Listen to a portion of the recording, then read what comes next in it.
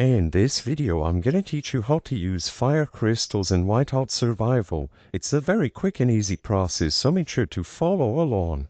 First, before I teach you how to actually acquire and use fire crystals, I do want to make a disclaimer and say that I won't be able to show you visually how they look because you will notice that my account is low level, but I'm gonna show you some steps that you can take to acquire and use these fire crystals.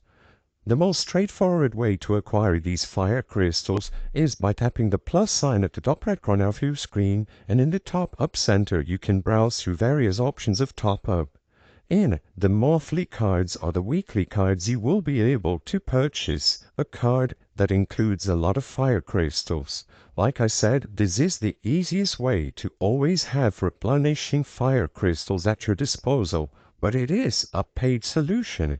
You also have some other options like events that pop up from time to time, and like I said, I'm just repeating myself, I can't show you this visually on screen because my account is low level, but if you see an event that rewards fire crystals, you will be able to complete it to have access to them.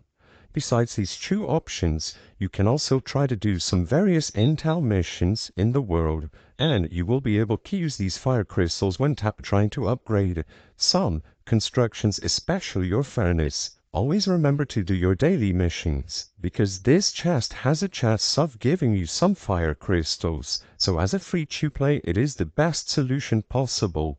I hope I was able to help you on how to use fire crystals in Whiteout Survival.